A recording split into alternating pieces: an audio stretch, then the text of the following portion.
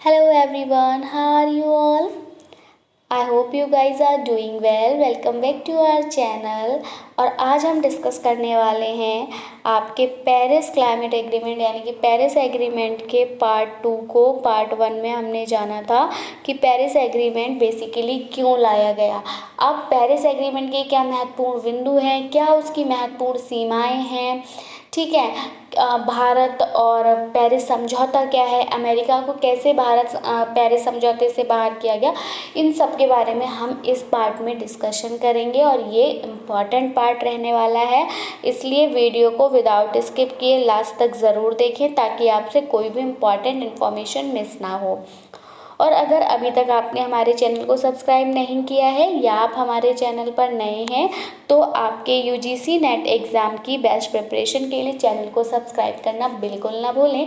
साथ ही साथ bell icon को भी प्रेस करें ताकि हम अपनी जब भी कोई न्यू वीडियो अपलोड करें तो उसका नोटिफिकेशन सबसे पहले आप तक पहुँच सके। ओके गाइज, तो चलिए विदाउट टाइम वेस्ट किए आगे बढ़ते हैं अपने सेशन की तरफ और स्टार्ट करते हैं अपना आज का session. So let's get started. तो आगे करते हैं बात पेरिस समझौते के प्रमुख बिंदु की। और ये जो है ये आपके प्रॉपर नोट्स की फॉर्म में है, आप चाहें तो उसको नोट करते हुए भी चल सकते हैं या फिर इसका स्क्रीनशॉट भी ले सकते हैं क्योंकि ये आपके लिए काफ़ी ज़्यादा बेनिफिशियल प्रूफ होगा। तो देखिए, हिंदी में ही हम इस टॉपिक पर बात करने वाले हैं क्योंकि जो मोस्टली स्टूडेंट्स होते हैं वो हिंदी मीडियम से ही बिलोंग करते हैं और वो हिंदी में ही पढ़ना पसंद करते हैं। जो इंग्लिश वाले स्टूडेंट्स हैं उनको भी यहाँ पर कुछ खास प्रॉब्लम आने वाली नहीं है क्योंकि वर्ड्स जो है वो नॉर्मली जो कि हम लोग अपनी daily day to day life में यूज़ करते हैं। तो चलिए स्टार्ट करते हैं। देखिए, पेरिस समझौते के प्रमुख बिंदु यानी कि इसके मेजर पॉइंट्स क्या हैं, ठीक है, मैं थोड़ा इंग्लिश में भी बताती चलूँगी, ठीक है। तो मेजर पॉइंट्स क्या हैं पेरिस समझौते के, वो हम यहाँ पर डिस्कस करेंगे। ग्रीन हाउस गैसों के उत्सर्जन में कटौती के अलावा, अब बात करें उत्सर्जन की तो ये है एमिशन, ठीक है, जो आपकी ग्रीन हाउस गैस का एमिशन हो रहा है उसमें कटौती के अलावा पेरिस समझौते में प्रत्येक 5 वर्ष में उत्सर्जन में कटौती के लिए प्रत्येक देश के योगदान की समीक्षा करने की आवश्यकता का उल्लेख किया गया है ताकि वे संभावित चुनौती के लिए तैयार हो सकें, ठीक है। आगे देखेंगे अपना next point and this point says that समझौते के अनुसार, अगर समझौते के अनुसार बात की जाए तो जो विकसित देश हैं यानी कि जो ऑलरेडी डेवलप्ड कंट्रीज़ हैं, ठीक है, ऐसी कंट्रीज़ को जलवायु वित्त यानी कि क्लाइमेट फाइनेंस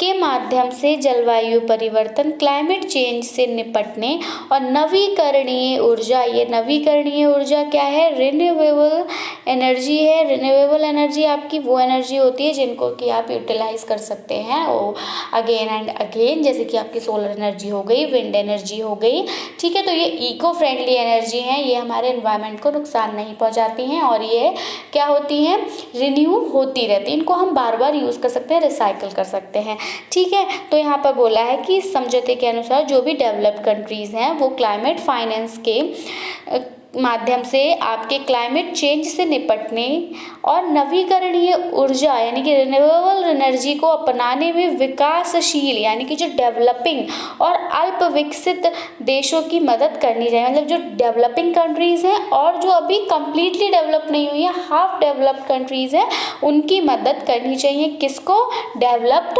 कंट्रीज़ को, ठीक है। नेक्स्ट इज किसी एक देश की सरकार पेरिस समझौते के उद्देश्यों को पूरा नहीं कर सकती, ठीक है। मतलब अभी हम लोगों ने डिस्कस किया था फर्स्ट पार्ट में कि 196 जो कंट्रीज़ हैं इन्होंने कंट्रीब्यूट किया है, पार्टिसिपेट किया है, तो सिर्फ एक ही देश की सरकार चाहे तो कम नहीं, इसके जो पेरिस समझौते के उद्देश्य उनको पूरा नहीं कर सकती। हर देश को अपना प्रॉपर योगदान देना होगा, तभी ये समझौता जो है इसकी जो नीड्स हैं वो फुलफिल हो पाएंगी। इसलिए पेरिस समझौते के तहत स्पष्ट रूप से जो स्थानीय सरकारें हैं, जो लोकल गवर्नमेंट हैं, ठीक है, व्यवसाय जो आपका ट्रेड है, ठीक है, निवेशकों, नागरिक समाज, यूनियनों और शैक्षणिक संस्थानों की जो भूमिका है उसको यहाँ पर महत्वपूर्ण माना गया है, क्योंकि जो कोई भी देश है अगर वो पेरिस समझौते की जो उद्देश्य उनको पूरा करना चाहता है तो उनके लिए ये जो स्थानीय सरकार, व्यवसाय, निवेशकों और नागरिक समाज, यूनियन, शैक्षणिक संस्थान के जो लोग हैं यही इम्पोर्टेंट रोल प्ले करेंगे। ठीक है, क्लियर है यहाँ तक? आगे है, उल्लेखनीय है यानी कि बताया गया है कि जो कार्बन उत्सर्जन है यानी कि जो कार्बन का एमिशन हो रहा है उसकी कटौती के उद्देश्य की प्राप्ति हेतु वैश्विक उत्सर्जन, इसको हम बोलेंगे ग्लोबल एमिशन।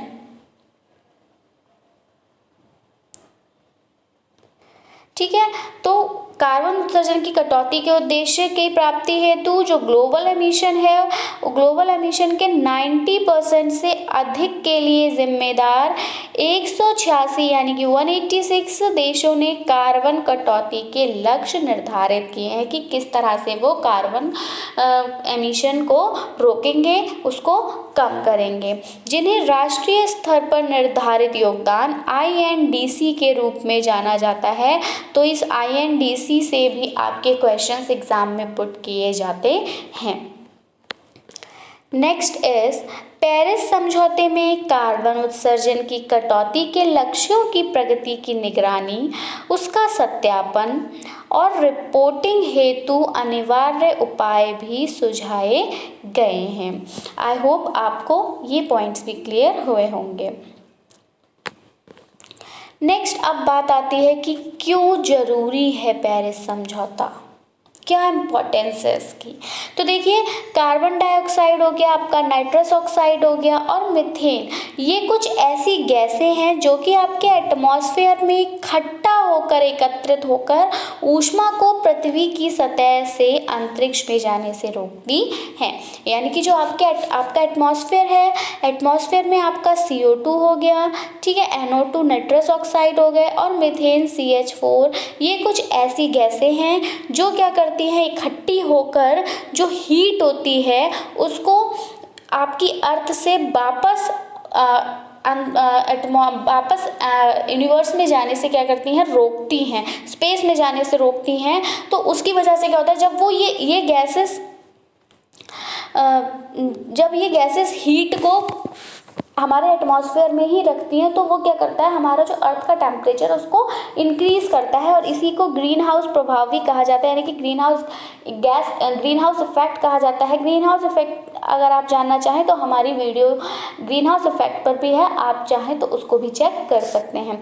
तो जलवायु परिवर्तन के विषय में यानी कि क्लाइमेट चेंज के टॉपिक पर अगर हम बात करें तो शोध करने वाली जो वैज्ञानिक संस्था है यानी कि जो साइंटिफिक इंस्टीट्यूशंस हैं रिसर्च के, उनको IPCC, तो IPCC का कहना है कि 1950 के दशक के बाद यानी कि 1950 के दशक के बाद इन गैसों का उत्सर्जन ही वैश्विक तापमान में वृद्धि का सबसे प्रमुख कारण रहा है।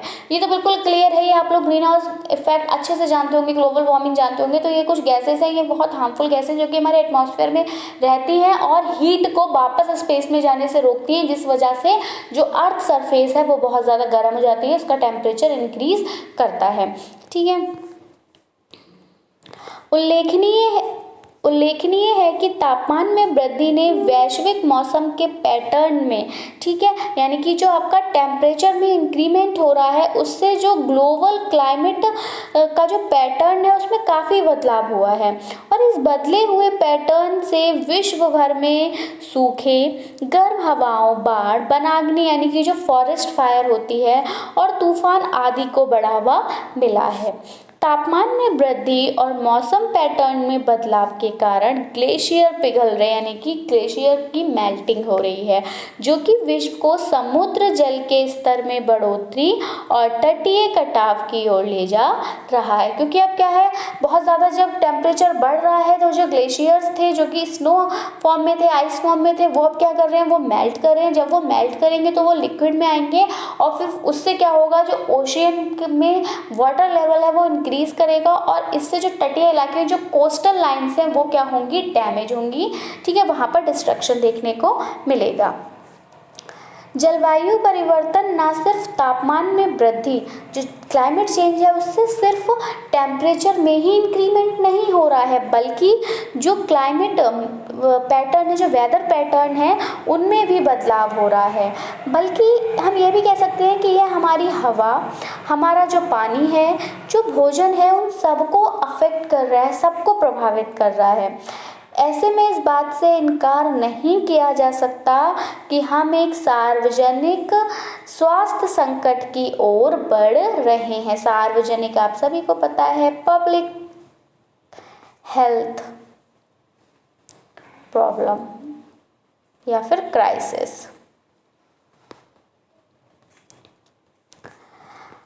अत्यधिक गर्मी प्रत्यक्ष रूप से हृदय संबंधी, ठीक है, बहुत ज़्यादा जब गर्मी होती है तो हृदय संबंधी कार्डियोवास्कुलर डिजीजेस होती हैं, जिससे मौतों और श्वसन रोग में योगदान, ये जो क्या करती हैं आपकी डेथ्स में, और जो रेस्पिरेटरी डिजीजेस होती हैं उनमें इम्पोर्टेंट रोल प्ले करती हैं।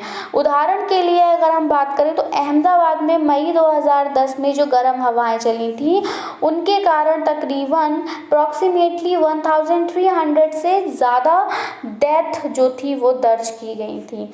गौरतलब है कि दुनिया भर में लगभग 235 मिलियन लोग जो हैं वो किससे पीड़ित हैं, वो अस्थमा से पीड़ित हैं। मौसम के पैटर्न में परिवर्तन से स्वच्छ पानी और भोजन के स्रोत भी प्रभावित होते हैं। स्रोत मीन्स सोर्स। जहाँ एक और सूखा पानी की आपूर्ति को प्रभावित करता है, तो वहीं बाढ़ पीने योग्य पानी के स्रोतों को दूषित कर देती है, ठीक है। और जल जनित बीमारियों का खतरा भी बढ़ता है, यानी कि वाटर बोर्न डिजीजेस भी बढ़ती है, जैसे कि आपकी कॉलेरा हो गई, ठीक है, टाइफाइड हो गया।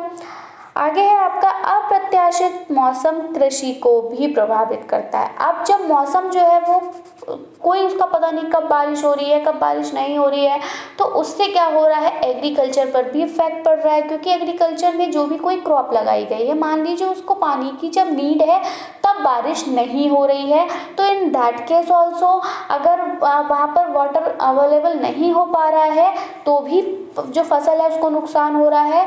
और इन केस जब उसको पानी की ज़रूरत नहीं है, वो जो क्रॉप है वो रेडी हो चुकी है और तब बारिश बहुत तेज़ी से हो रही है, ओले पड़ रहे हैं या फिर बहुत ज़्यादा बुरी स्थिति है, उस कंडीशन में जो फसल होती है वो पूरी तरह से ख़राब हो जाती है और जो एग्रीकल्चर है वहाँ पर बहुत ज़्यादा नुकसान देखने को मिलता है। और यह कृषि प्रधान क्षेत्रों के लिए काफ़ी नुकसानदायक हो सकता है, यानी कि ऐसे एरियाज़ जो कि फार्मिंग के लिए जाने जाते हैं, जहाँ पर एग्रीकल्चर बहुत ज़्यादा होता है, तो ऐसे एरियाज़ को बहुत ज़्यादा नुकसान देखने को मिलता है।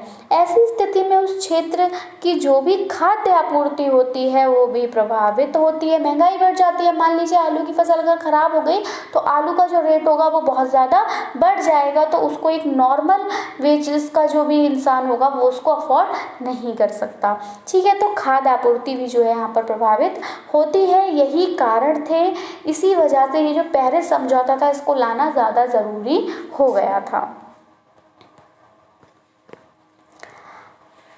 अब है पेरिस समझौते की लिमिट्स, यानी कि पेरिस समझौते की सीमाएं क्या हैं। तो अगर वैज्ञानिकों का अनुमान देखें तो यदि पेरिस समझौते के तहत सभी देश कार्बन कटौती संबंधी प्रतिबद्धताओं का पालन करें तो भी सदी अंत तक, यानी कि जो हमारी 21वीं सदी है इसके अंत तक पृथ्वी का जो तापमान होगा, मतलब अगर वो पेरिस समझौते में जो जो मानक निर्धारित किए गए हैं उन सब मानकों को भी अगर सारे देश फॉलो करते हैं, उसके बावजूद भी जो हमारी 21वीं शताब्दी का अंत आएगा वहाँ तक भी तापमान जो होगा वो आपके प्री इंडस्ट्रियल लेवल की तुलना में 3 डिग्री सेल्सियस बढ़ जाएगा। जबकि कुछ वैज्ञानिकों का ये कहना है कि सिर्फ 2 डिग्री सेल्सियस तापमान भी अगर वृद्धि करता है तो भी दुनिया में तबाही मच सकती। तो सोचिए फिर 3 डिग्री सेल्सियस कितना ज़्यादा घातक हो सकता है।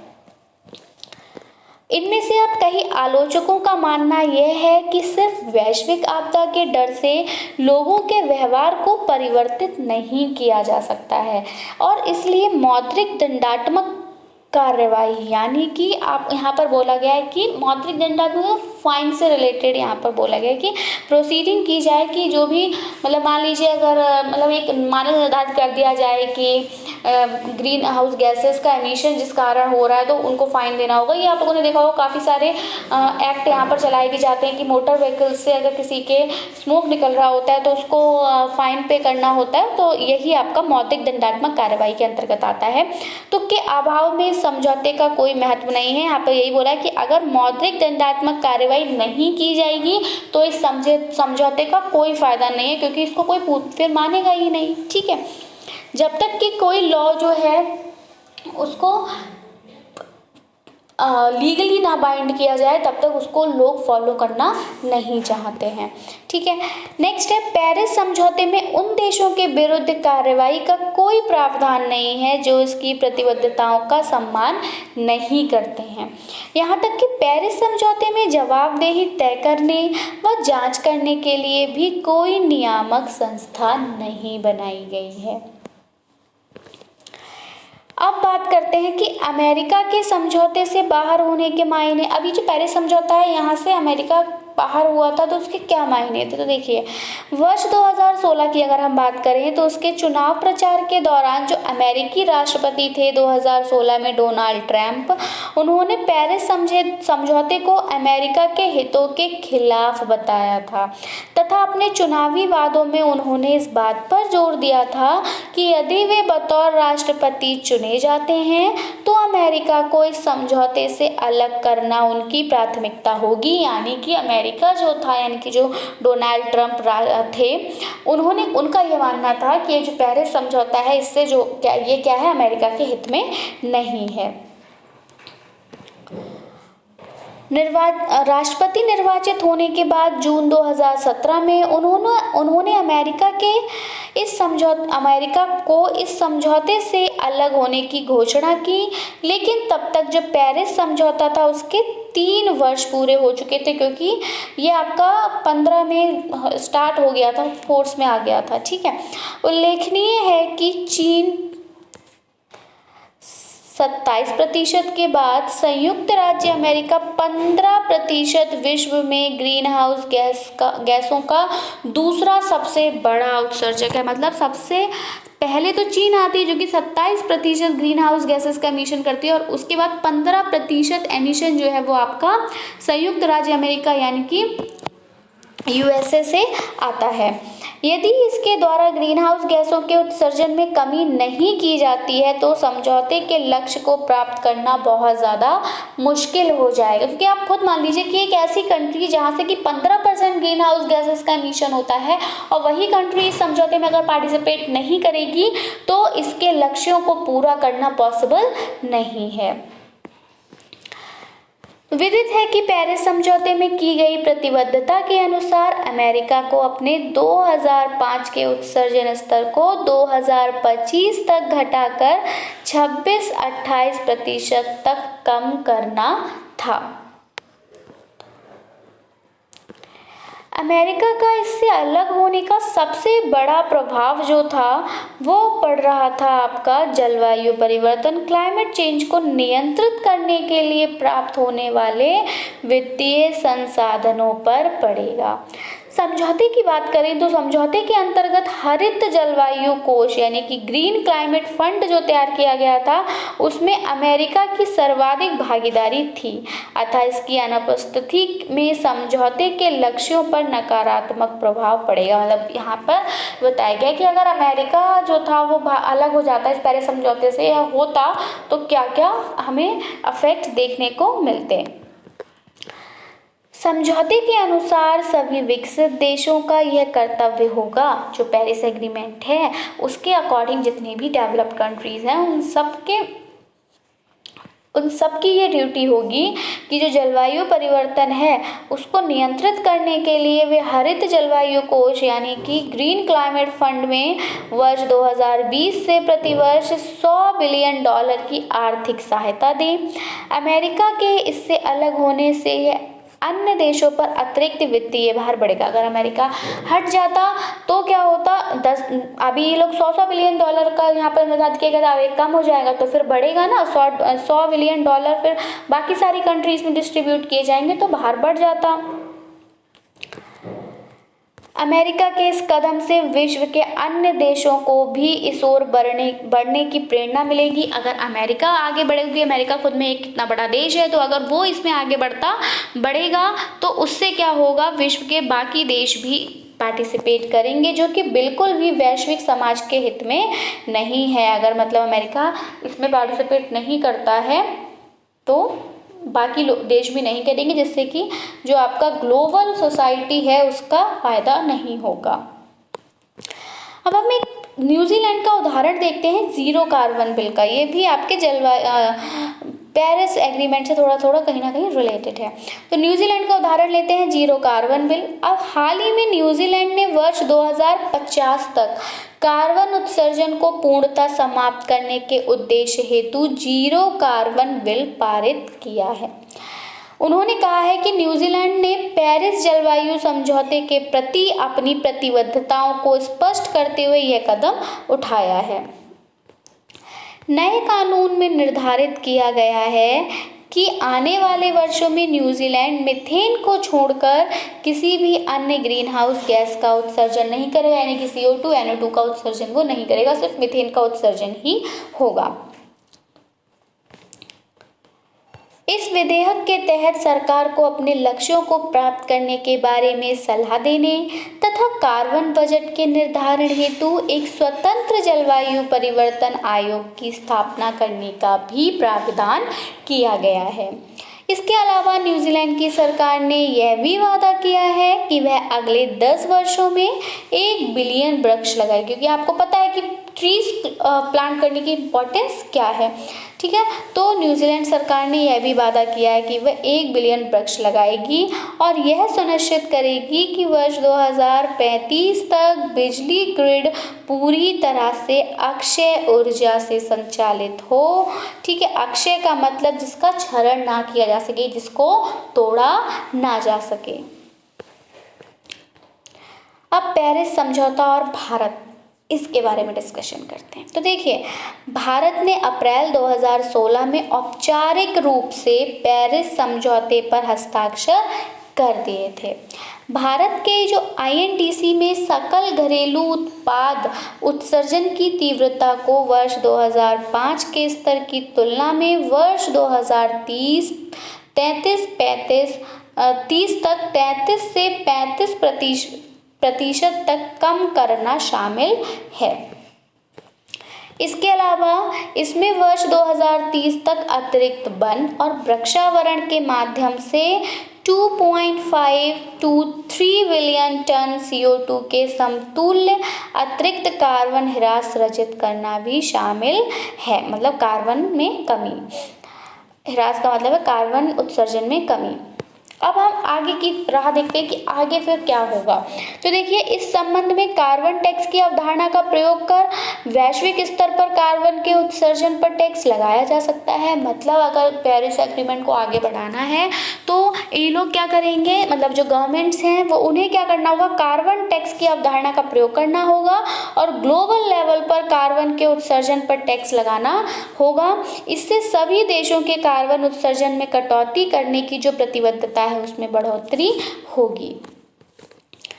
सभी देशों की जवाबदेही तय करने और इस संबंध में उनके प्रयासों की जांच करने के लिए एक नियामक संस्था का भी निर्माण किया जा सकता है। साथ ही साथ हम कह सकते हैं जो देश अपनी प्रतिबद्धताओं को पूरा करने में असफल रहेंगे उन पर प्रतिबंध और जुर्माना भी लगाया जा सकता है। जुर्माने से जो प्राप्त राशि होगी उसका प्रयोग हरित योजनाओं के लिए किया जा सकता है। वर्तमान में दुनिया भर की सरकारें जीवाश्म ईंधन यानी कि फॉसिल फ्यूल पर सब्सिडी के लिए बहुत सारा पैसा खर्च कर रही है, जिसके कारण ईंधन के प्रयोग को बढ़ावा मिल रहा है। आवश्यक है कि सभी जीवाश्म ईंधनों की सब्सिडी पर वैश्विक प्रतिबंध यानी कि ग्लोबल प्रतिबंध लगाया जाए। ठीक है, अब जो पेरिस समझौता हमने पढ़ा उससे हमें क्या कंक्लूजन मिलता है, क्या कंक्लूड किया पूरा जो कुछ भी हमने पढ़ा उससे। तो देखिए, जो जलवायु परिवर्तन है, क्लाइमेट चेंज है, वर्तमान समय की सबसे बड़ी चुनौती है और इसे गंभीरता से लिया जाना चाहिए, क्योंकि हमने देखा क्लाइमेट चेंज होने की वजह से कितने सारे नेगेटिव इफेक्ट्स हो रहे थे। इस संबंध में पेरिस समझौता काफ़ी महत्वपूर्ण और लाभदायक उपकरण है। हालांकि इसमें अभी कुछ कमियां हैं जिन्हें सभी पक्षों के साथ मिलकर दूर किया जा सकता है एवं इस समझौते को और अधिक उपयोगी बनाया जा सकता है। सो आई होप आपको टॉपिक क्लियर हुआ होगा कि पेरिस समझौता बेसिकली है क्या, क्यों बनाया गया, क्या इसके उद्देश्य रहे, क्या इसका इतिहास है, क्या इसकी सीमाएं हैं और अमेरिका अगर इसमें पार्टिसिपेट नहीं करता तो क्या क्या कठिनाइयों का सामना हमें करना पड़ सकता था। वीडियो पसंद आया हो तो वीडियो को लाइक ज़रूर करें, साथ ही साथ अपने फ्रेंड्स में शेयर करें ताकि उनको भी इसका बेनिफिट मिल सके। So that's it from my side. I will be coming back with some new important topics and important questions. Till then, take care and bye bye. Thanks for watching. Thanks. Have a nice day.